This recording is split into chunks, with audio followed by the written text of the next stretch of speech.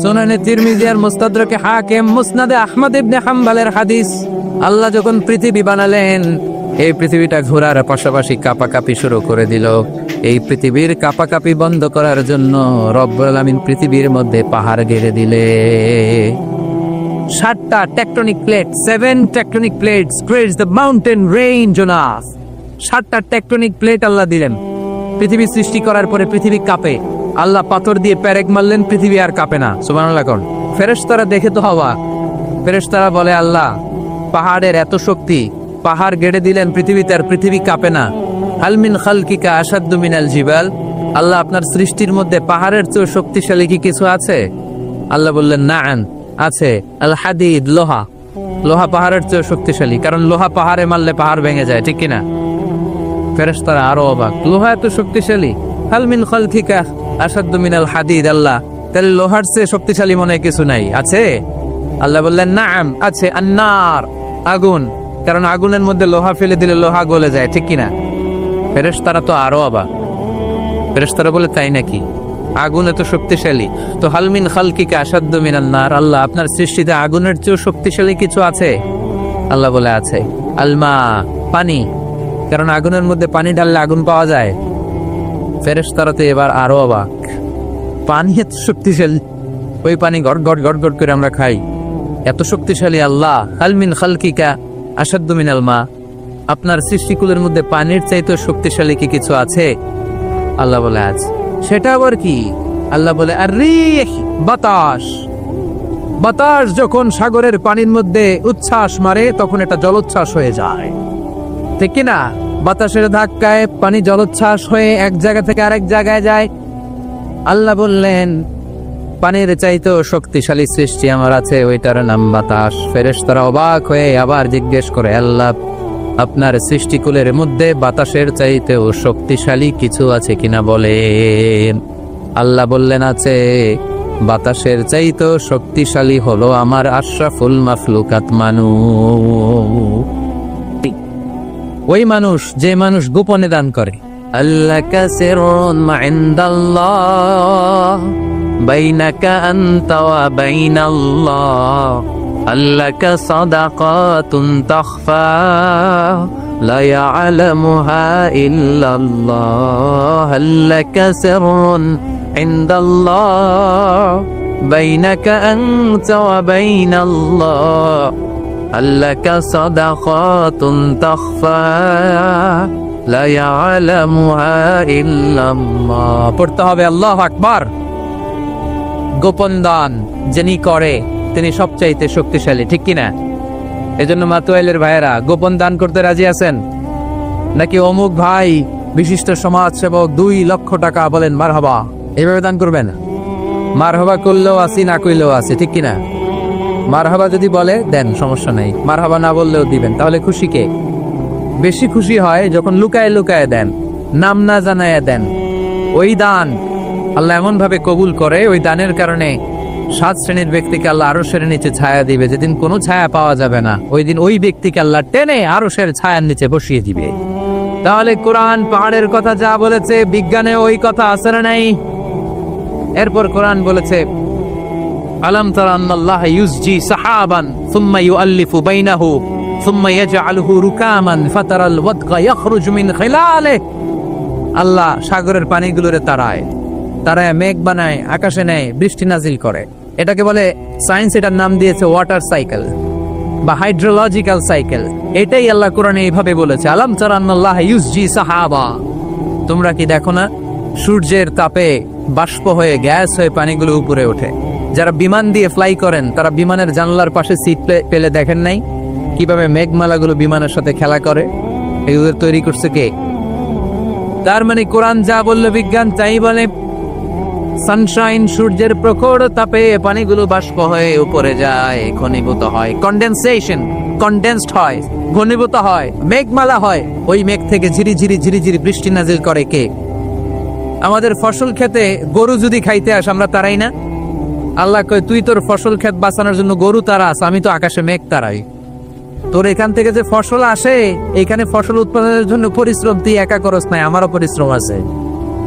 তুই দুনিয়ার জমিনে ছাগল তাড়িয়ে দিস, মেঘ তাড়িয়ে দিস, আমি আল্লাহর আদেশে আদেশে আকাশের মেঘগুলো আমি তাড়িয়ে তোর ক্ষেতের উপরে, ফসল ক্ষেতের উপরে নিয়ে বৃষ্টি নাজিল করে আমি সবুজ শ্যামল ফসল ক্ষেত দিয়েছি। তার মানে সায়েন্স যা বলেছে আর বিজ্ঞান যা বলেছে মিল আছে না নাই? আকাশে মেঘমালা দেখলে বিষ্ণু ইসা ইসলাম ভয় পেয়ে যেতেন, দোয়া পড়তেন, আল্লাহুম্মা সাইয়্যিবান নাফিআ, আল্লাহ উপকারী বৃষ্টি দেন। বৃষ্টি দেখলে, মেঘ দেখলে আল্লাহ রাসূল পেরেশান, একবার ঘরের ভিতরে আরেকবার বাইরে, একবার ভিতরে আরেকবার বাইরে। আম্মা জান বলতেন, ইয়া রাসূলুল্লাহ, আকাশে মেঘ দেখলে আপনি পেরেশান হন কেন?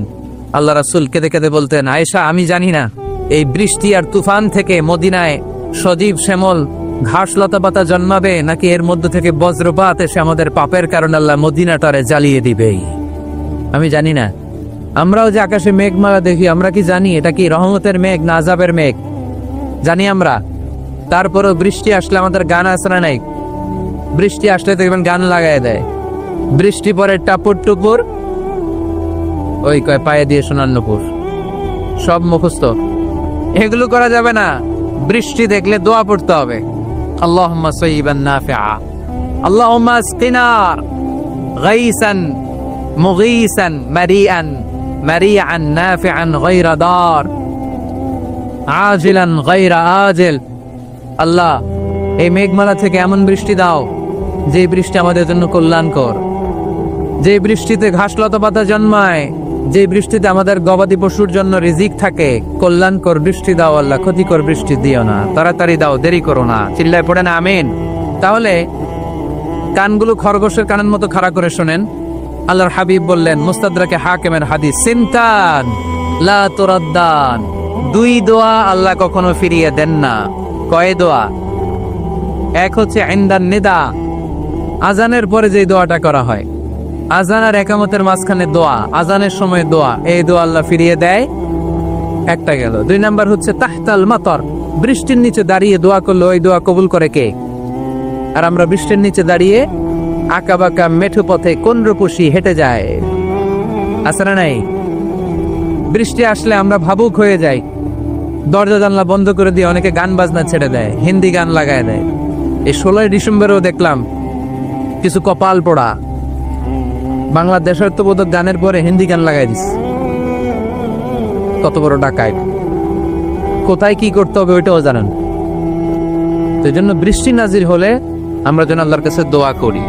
বৃষ্টির সময়ে দোয়া করলে ওই দোয়াটা কবুল করে কে? তাহলে ফিজিক্সের এই পোর্শনে আমরা লোহা নিয়ে কথা বললাম, বায়োলজিক্যাল অ্যাসপেক্ট অফ মাউন্টেইনস, পাহাড় নিয়ে কথা বললাম পানি নিয়ে। এবার আমরা জুলজি নিয়ে কিছু কথা বলে মুনাজাতের দিকে যাব ইনশাআল্লাহ। প্রাণীবিদ্যা, জুলজি মানে কি? প্রাণীর কথা তো আর কোরআনে নাই। প্রাণীর নামে আল্লাহ কোরআন একটা সূরায় দিয়ে দিয়েছে, সূরাতুল আনআম। আবার 5টা প্রাণীর নামে আলাদা আলাদা সূরা আছে না নাই? সূরাতুল বাকারা, বাকারা মানে সূরাতুল ফিল, ফিল মানে সূরাতুন নামল, নামল মানে পিঁপড়া, সূরাতুন নাহাল, নাহাল মানে মৌমাছি, সূরাতুল আনকাবুত, আনকাবুত মানে মাকড়সা। 5টা প্রাণীর নামে কোরআনে সূরা দিছে কে? আবার আল্লাহ বললেন, ওয়া ইন্না লাকুম ফিল আনআমি লাইবরাতান নুসকিকুম মিম্মা ফি বুতুনিহি মিন বাইনি ফারসিন ওয়া দামিন লাবানান খালিসান সাইগান লিশ-শারিবিন।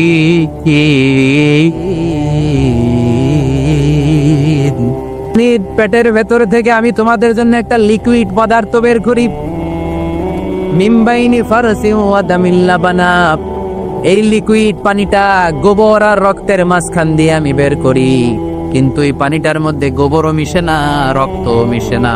সুবহানাল্লাহ। লাবানান খালিসান, এটার নাম ফ্রেশ মিল্ক, এটার নাম সাইগান লিশ-শারিবিন, খেতে খুব সুস্বাদু। সুবহানাল্লাহ পড়েন। মা তো এলে গরু গাবি পালেন নাকি আপনারা? কারা কারা পালেন দেখি? ছাগল পালেন কারা কারা? মা বাআসাল্লাহু নাবিয়্যান ইল্লা রাআল গানাম, এই দুনিয়ায় এমন কোন নবী নাই যে নবী ছাগল চড়ায় নাই।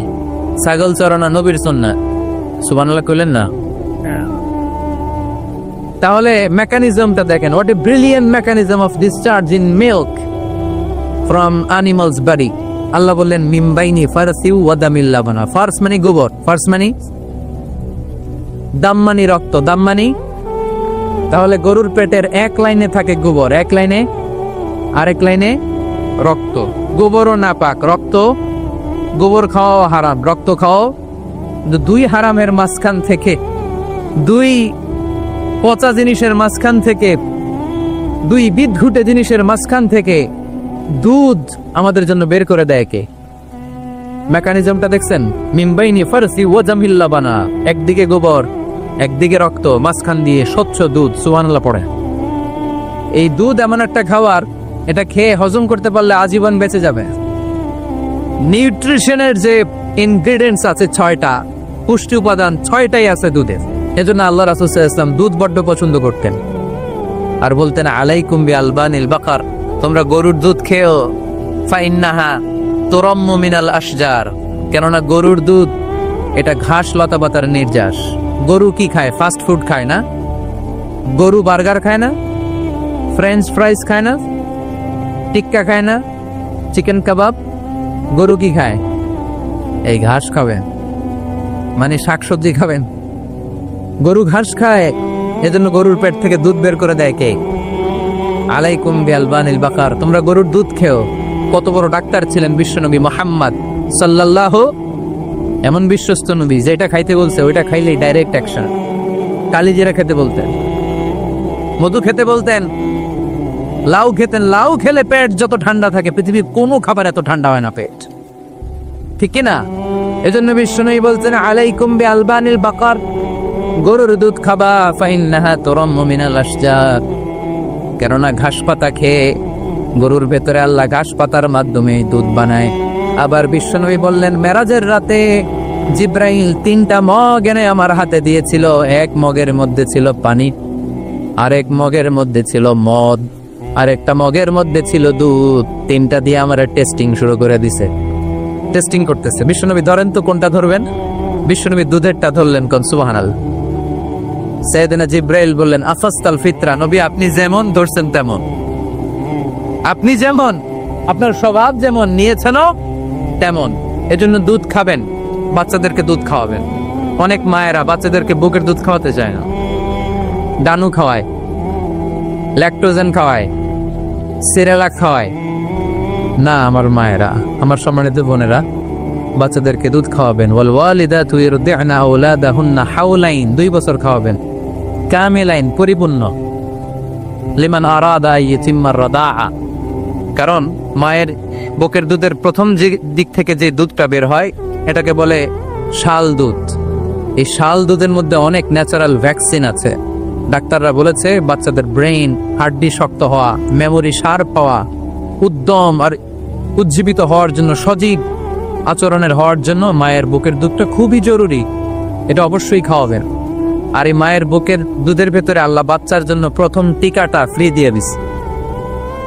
বাচ্চার জন্য কিছু টিকা দেয়া লাগে না, যক্ষা, এটা সেটা, প্রথম টিকাটা ফ্রি। প্রথম টিকাটা আল্লাহ দিছে মায়ের বুকের দুধের ভিতরে। এজন্য নিজেরাও দুধ খাবো, বাচ্চাদেরকেও মায়ের বুকের দুধ খাওয়াইতে হবে, ঠিক কিনা? গরুর দুধের ভিতরে অনেক পুষ্টি আছে, হজম করতে পারলে অনেক পুষ্টি। আমরা যেন বেশি বেশি দুধ পান করি, আল্লাহ তুমি তৌফিক দান করো। তাহলে দুধের এই কথা কোরআনে যা আছে, সায়েন্স তাই বলছে। কোরআন বলছে 1000 বছর আগে, সায়েন্স এখন খালি ঘোষণা দিতেছে বাচ্চাদের দুধ খাওয়ান, গরুর দুধ খান, এটা তো উপকার আছে। তার মানে এই প্রাণীকুলের ব্যাপারে প্রাণীবিদ্যার যে তথ্য, কোরআন আর বিজ্ঞান মিল আছে না নাই? এরপরে কোরআন বলেছে মধু খাও। وأوحى ربك إلى النحل أن اتخذي من الجبال بيوتا ومن الشجر ومما يعرشون ثم كلي من كل الثمرات فاسلكي سبل ربك ذللا يخرج من بطونها شراب مختلف ألوانه فيه شفاء للناس إن في ذلك لآية لقوم يتفكرون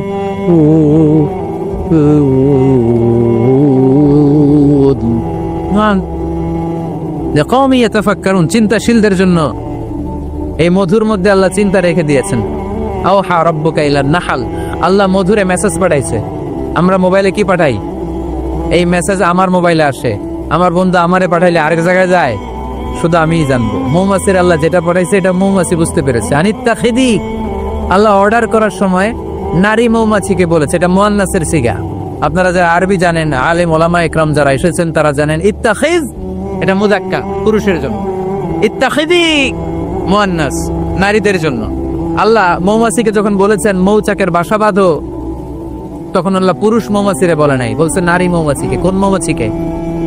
কার্ল ভন ফ্রেশ নামে একজন অস্ট্রিয়ান বিজ্ঞানী, এই সায়েন্টিস্ট গবেষণা করে দেখেছে মৌচাকের বাসার মধ্যে পুরো মৌমাছির সব কার্যক্রমের প্রধান যে থাকে এটা পুরুষ মৌমাছি না, এটা নারী মৌমাছি। সুবহানাল্লাহ, এত আসতে।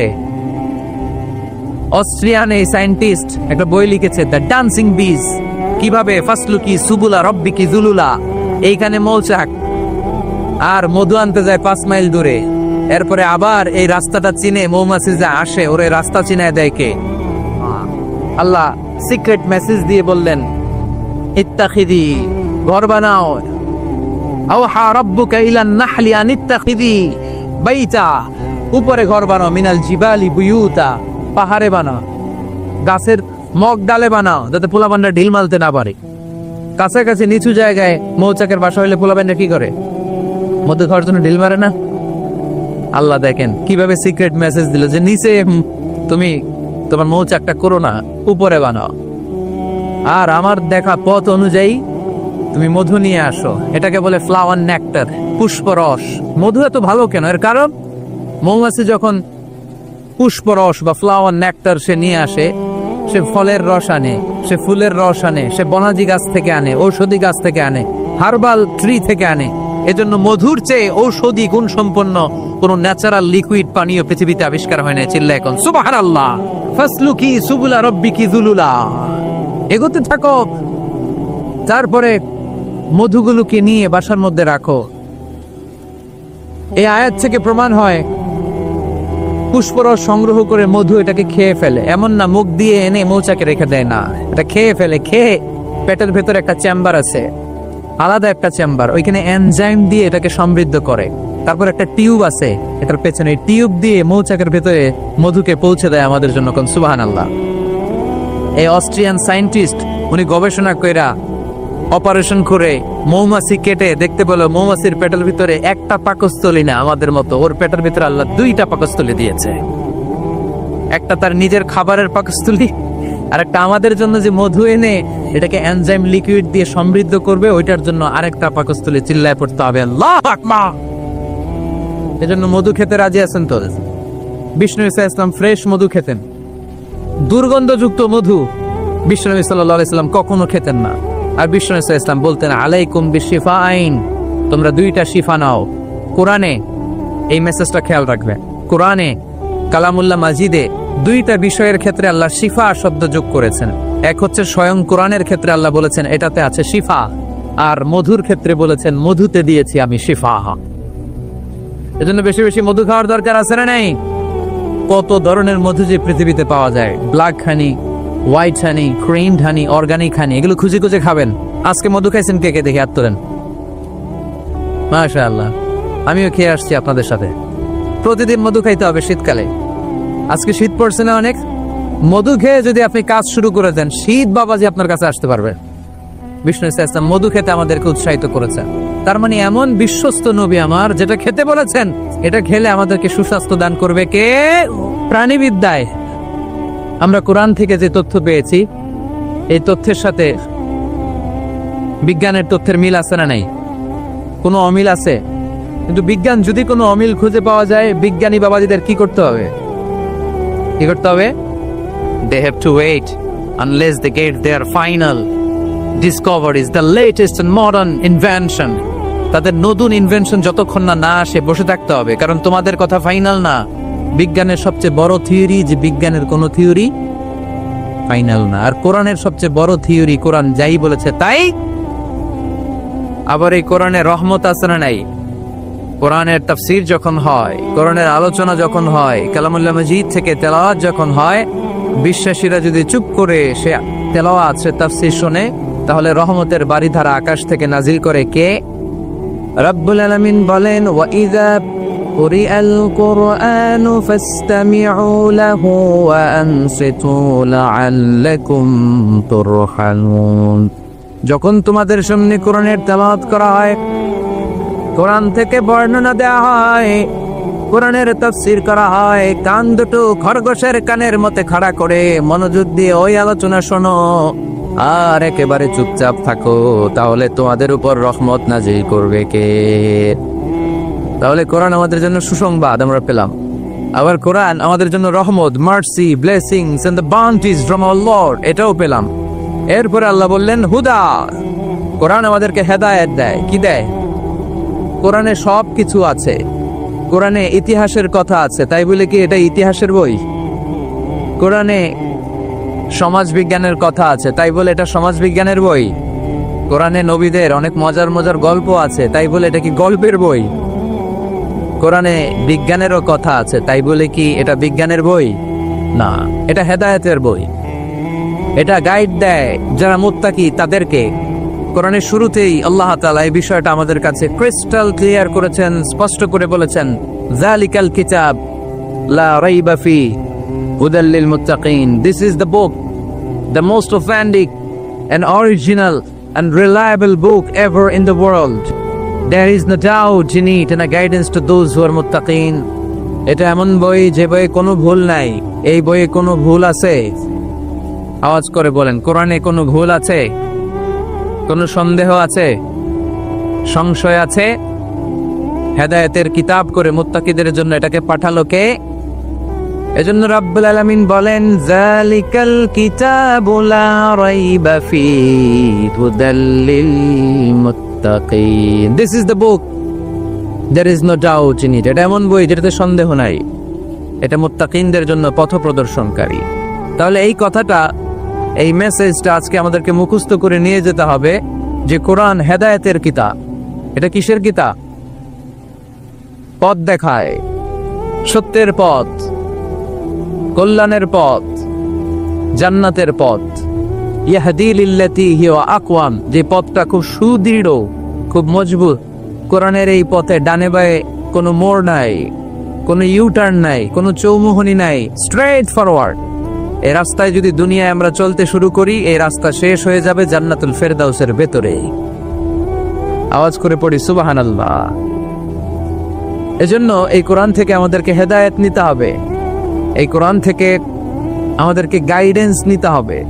আমাদের জীবনের চলার পথে যেখানেই আমরা সমস্যায় পড়ব, এই কোরআন থেকে আমাদের গাইডেন্স, হেদায়াত, পথ প্রদর্শন যেটা আল্লাহ তাআলা আমাদের জন্য দিয়েছে, সেটা আমাদেরকে গ্রহণ করতে হবে। কারণ এই কিতাব এমন কিতাব যেটা মানুষকে অন্ধকারচ্ছন্ন একটা পথ থেকে আলোর পথ দেখায়, ঠিক কিনা? বামপন্থীদেরকে ডানপন্থী বানায়, ঠিক কিনা? রাব্বুল আলামিন বলেন, আলিফ লাম রা, কিতাবুন আনজালনাহু ইলাইকা লিতুখরিজান নাসা মিনাল যুলুমাতি ইলান নূর। Muhammad, I've revealed this book in order to lead the mankind out of darkness into the light. অন্ধকারাচ্ছন্ন মানুষগুলোকে অন্ধকার থেকে বের করে টেনে এনে আলোর পথে উঠিয়ে দেওয়ার জন্য এই কোরআনকে পাঠিয়েছে কে? তাহলে আমরা বুঝলাম এটা বিজ্ঞানের কিতাব নয়, যদিও বিজ্ঞান নিয়ে কোরআন কথা বলেছে। এটা ইতিহাসের বই নয়, যদিও অনেক ইতিহাস কোরআনে আছে। এটা গল্পের বই নয়, যদিও নবীদের গল্প পাওয়া যায় এই কিতাবে। এটা হেদায়েতের কিতাব। কিসের কিতাব? আরো জোরে বলতে হবে, কিসের কিতাব? আল্লাহ বলেছেন, মা ফাররাতনা ফিল কিতাবি মিন শাই।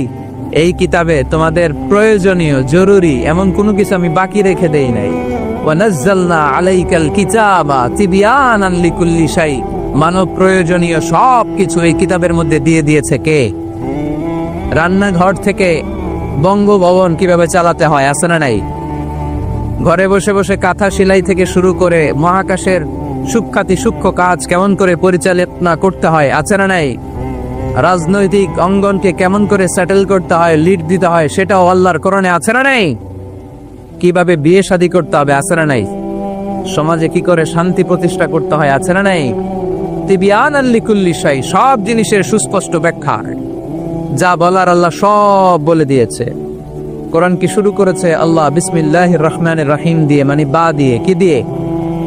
কথা বলেন, কি দিয়ে? বা দিয়ে। আর শেষ করেছে সূরা নাস দিয়ে, মিনাল জিন্নাতি ওয়ান নাস। সিন বার সিন মিলালে কি হয়? এবার বাসে চড়ে গুলিস্তান, বাসে চড়ে কই যাব? গুলিস্তান। ওই বাস?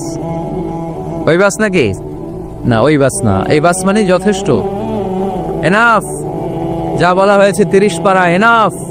হেদায়েতের জন্য নতুন কিছু লাগবে না।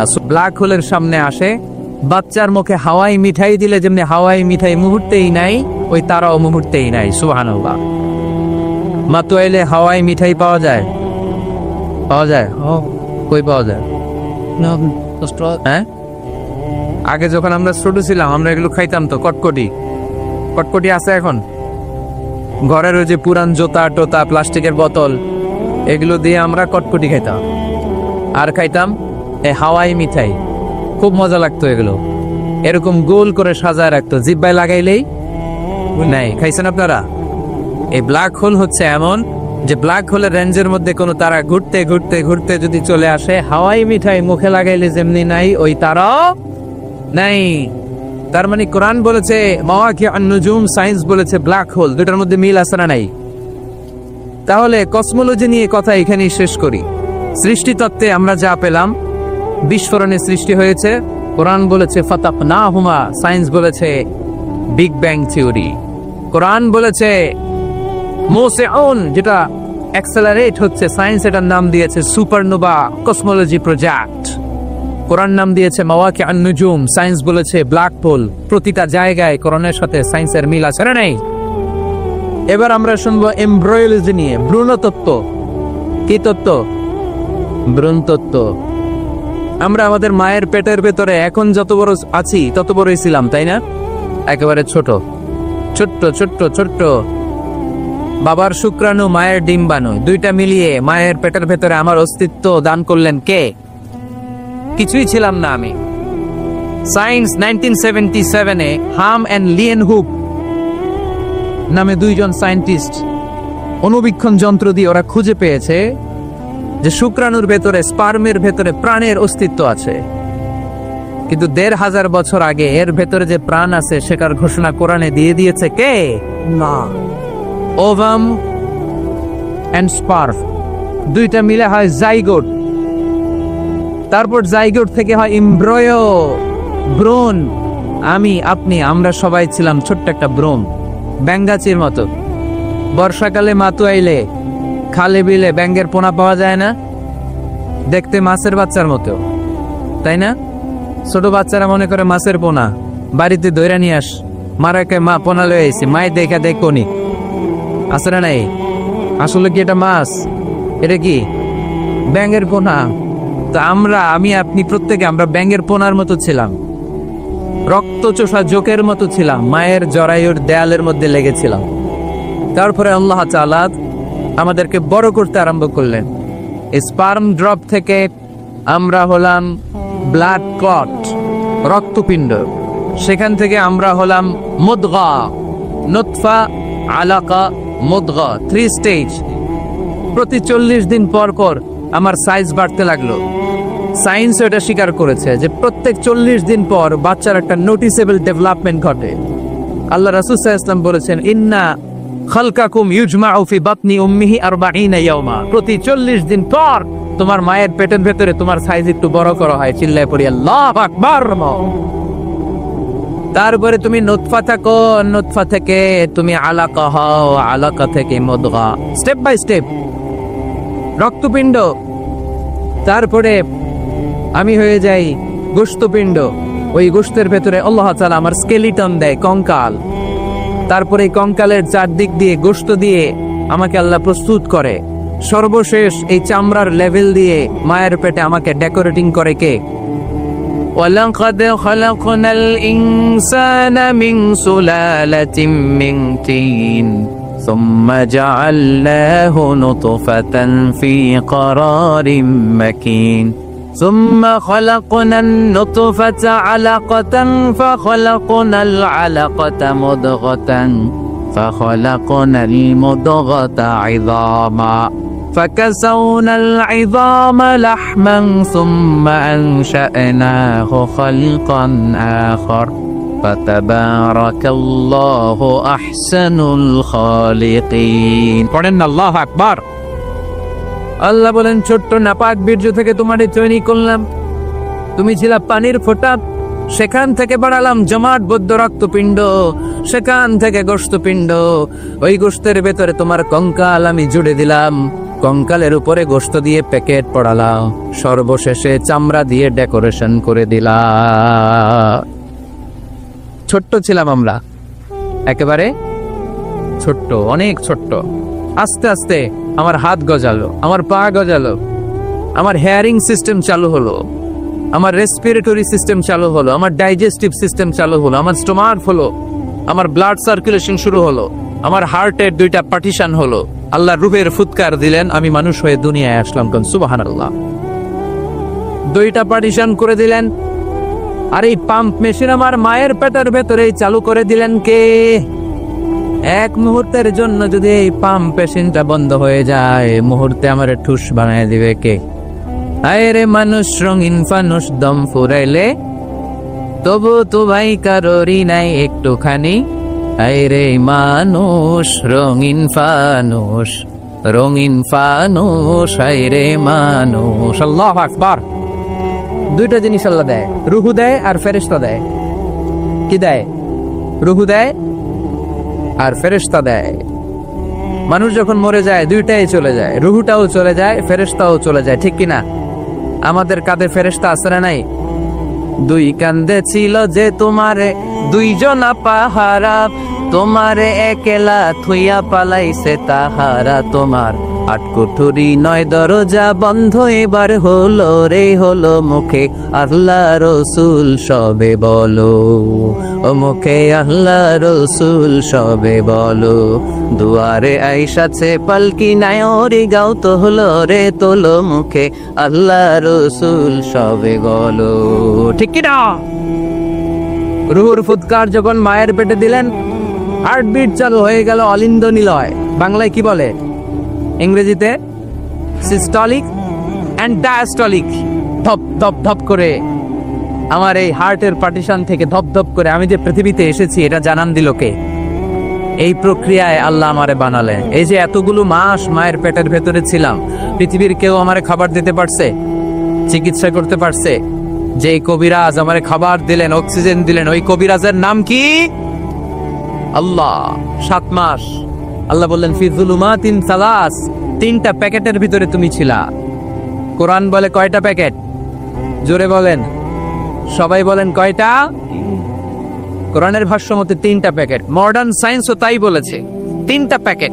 প্রথম প্যাকেটের নাম প্লাসেন্টা, ইংরেজিতে বলে প্লাসেন্টা। এটা হচ্ছে ফুল। বাচ্চা বের হওয়ার কিছুক্ষণ পরে মায়ের জরায়ুর ওখান থেকে একটা ফুল বেরিয়ে আসে, এইটার প্যাকেটে ছিলাম। প্যাকেট বানাইছিল কে? 2 নম্বর প্যাকেটের নাম ওম, মায়ের জরায়ু, জরায়ুর প্যাকেটের ভিতরে ছিলাম। 3 নম্বর হচ্ছে আমার মায়ের পেট, আর বেলি, এই পেটের প্যাকেট। 3টা প্যাকেটের ভিতরে ফি করারিম মাকিন, গোপনতম প্রকোষ্ঠে আমাকে মায়ের পেটের ভেতর থেকে পৃথিবীতে বের করে দিল কে? কত ক্ষুদ্র ছিলাম, সেখানে আমি বিজয়ী হয়েছি, ঠিক কিনা?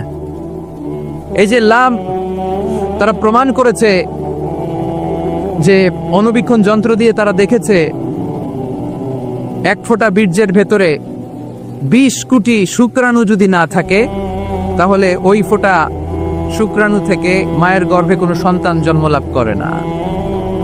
মালিক তুমি জান্নাতে, তোমার পাশে আমায় একটি ঘর বানিয়ে দিও, একটি ঘর বানিয়ে দিও, সে বিভীষিকাময় মহাদিনে তোমার প্রতিবেশী করে নিও।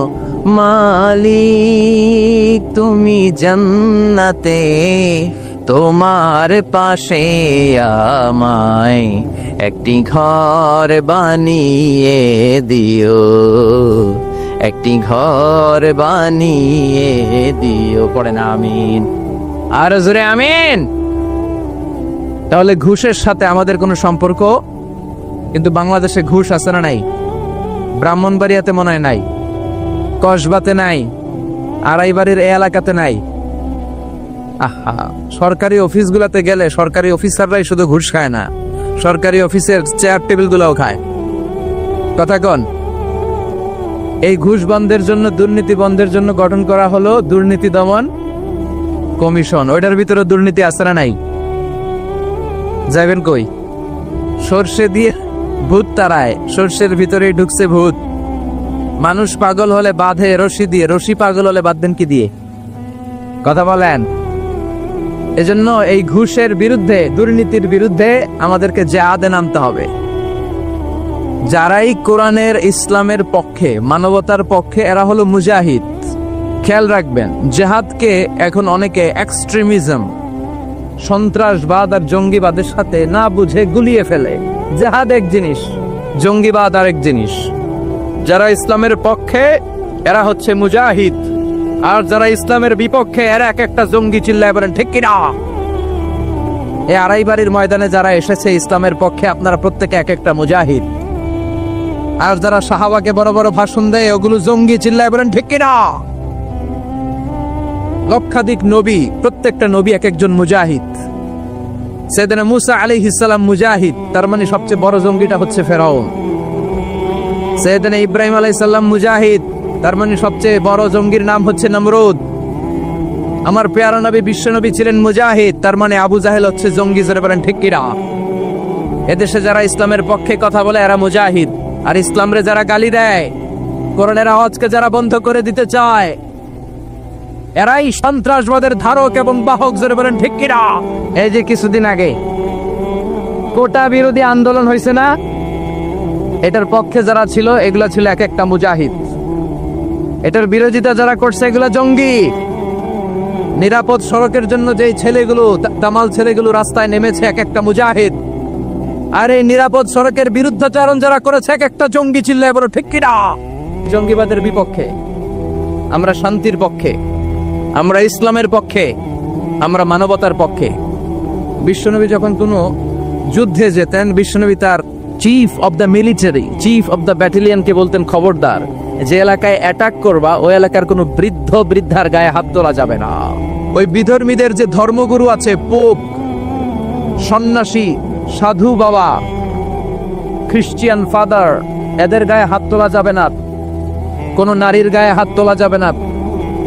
যারা সিটিজেন, জেনারেল সিটিজেন, সাধারণ পাবলিক, সিভিলিয়ান, এদের গায়ে হাত তোলা যাবে না। যুদ্ধ যদি তলোয়ার ফেলে দিয়ে বলে আমান আমান, I need the security, I seek the security, তার গায়েও হাত তোলা যাবে না।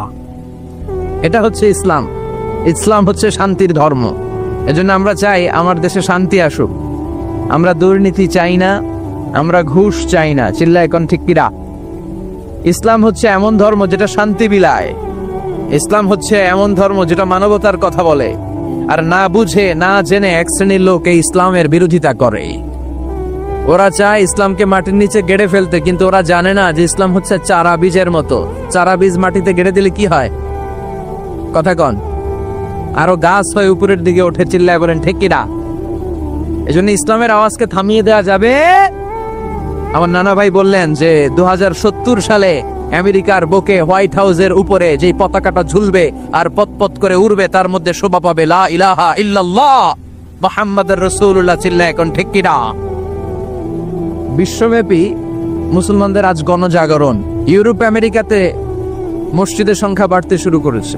After the Twin Tower attack, the number of Muslim community in USA already have been double and tripled. Twin tower অ্যাটাকের আগে আমেরিকায় মুসলমান জাত ছিল, এখন ডবল থেকে 3 গুণ হয়ে গেছে। মসজিদের সংখ্যা বাড়তেছে, কনভার্টেড মুসলমানের সংখ্যা বাড়ছে। আজকে যেমনি 3 জন শাহাদা পড়ে মুসলমান হলো, এরকম শাহাদা পড়ে পড়ে মুসলমান হওয়ার সংখ্যা, এই লিস্টটা প্রতিদিন বাড়ছে আর বাড়ছে। পড়েন সুবহানাল্লাহ। এজন্য আগামীর দিনটা হচ্ছে ইসলামের জন্য। গোটা বিশ্বব্যাপী ইসলামের জয়গান হবে আগামী দিন। চিল্লায় বলেন ঠিক কিনা? আল্লাহ সেই মিছিলে তুমি আমাদেরকে শামিল করার তৌফিক দান করো, আমাদেরকে শাহাদাতের মৃত্যু নসিব করো।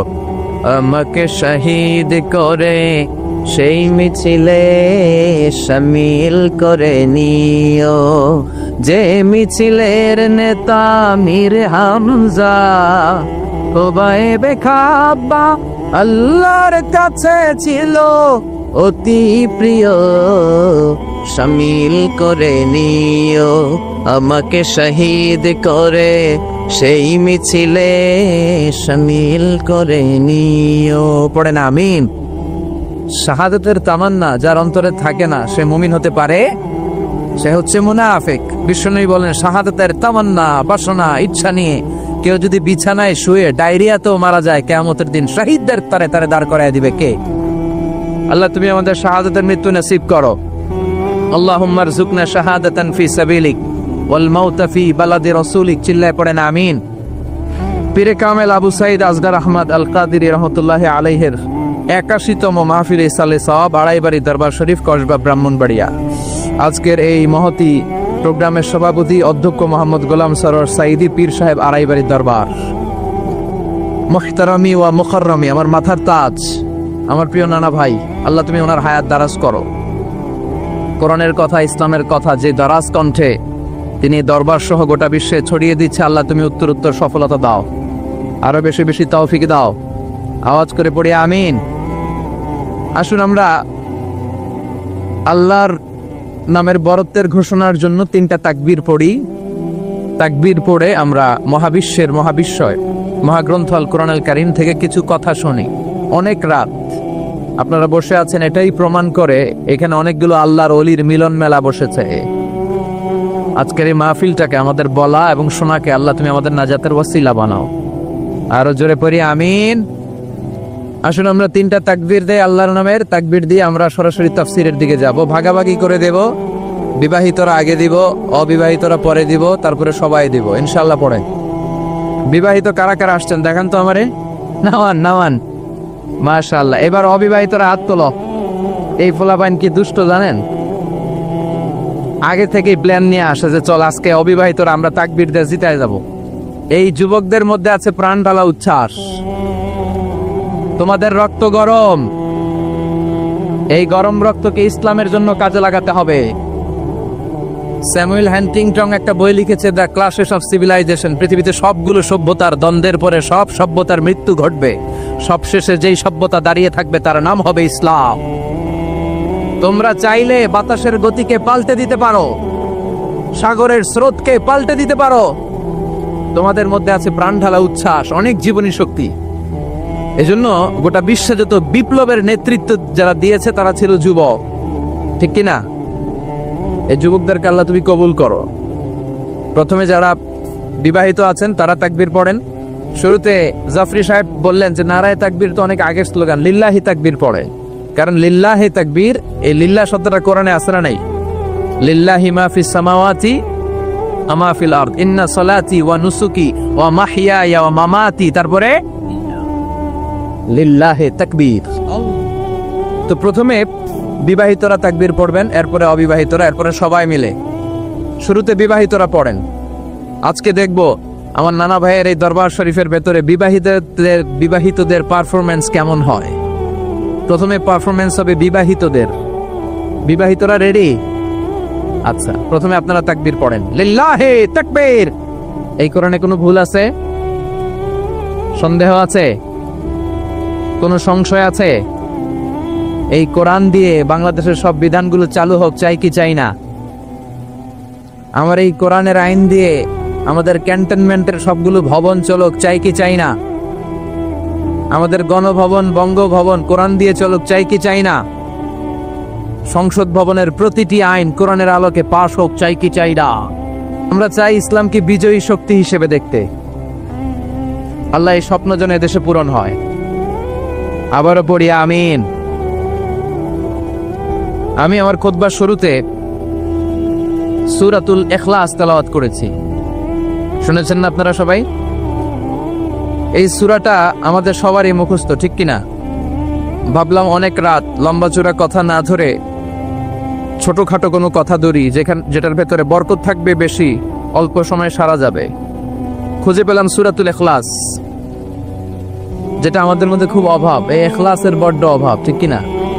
সব জায়গায় শো অফ খুব বেশি। মাহফিল করতে গেলেও লোকজনদের ডিমান্ড থাকে, হুজুর মাহফিল জমাইতে হবে। কি করতে হবে? মাহফিল আবার জমাই কেমনে? মাহফিলে তো আমরা কোরআন সুন্নাহ থেকে যা শিখেছি কিছু কথা আপনাদের সাথে শেয়ার করব, কিন্তু আমাদেরকে বলে দেয় হুজুর মাহফিলে কিন্তু জমাইতে হবে। আচ্ছা গেল জমানো। অনেক জায়গায় বলে হুজুর আপনার কিন্তু কাঁপাইতে হবে।